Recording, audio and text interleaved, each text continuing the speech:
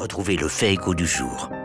Et le fait du jour, Éric Le Boucher, c'est le patron de Virgin, Richard Branson, qui nous l'apporte ce soir, puisqu'il a donné consigne à ses employés de prendre autant de vacances qu'ils le veulent. On a du mal à y croire, non? Oui, Sir Richard, souvenez-vous, il a été anobli par la reine Elisabeth, a expliqué que les horaires flexibles ont déjà tout changé dans les bureaux. Le traditionnel travail de 9 heures à 5 heures en Angleterre n'existe plus. Dès lors, pourquoi faudrait-il conserver une rigidité aux vacances dès lors que le travail est fait?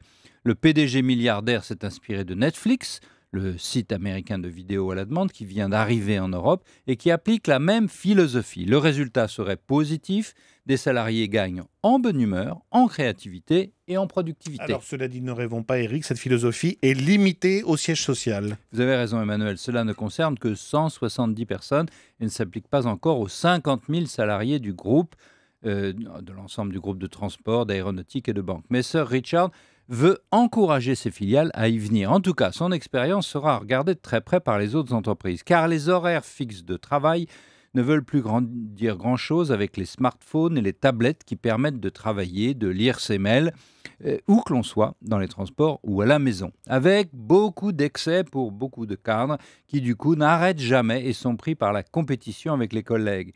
Le problème est devenu réel pour beaucoup de DRH qui constatent des fatigues et des burn-out. Virgin ne fait que redonner un peu de temps aux individus à partir du moment où ils remplissent leurs tâches. C'est-à-dire que l'entreprise leur accorde une liberté complète des horaires. Oui, adieu les pointeuses, elles correspondaient au métier d'hier. Aujourd'hui, c'est la créativité qui compte et elle exige de faire confiance et de laisser aux gens la liberté de gérer leur temps avec, en échange, un contrat de loyauté de leur part pour faire bien leur travail et ne pas en abuser.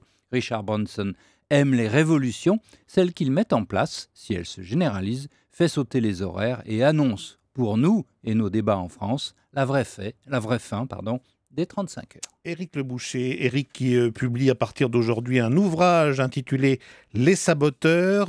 Curiosité, Éric Le Boucher, qui sont les saboteurs? Ce sont les hommes et les femmes de la classe politique qui, je trouve, sont extrêmement médiocres depuis quelques années et qui empêchent la France d'avancer, la France qui a beaucoup d'atouts dans le monde qui vient, dans la mondialisation qui vient, parce que les Français sont débrouillards, inventifs, mais voilà, il ne faut pas qu'ils soient bloqués par une classe politique qui regarde, elle, en arrière. Les saboteurs, signé Éric Le Boucher, c'est publié chez Plomb. Merci Éric.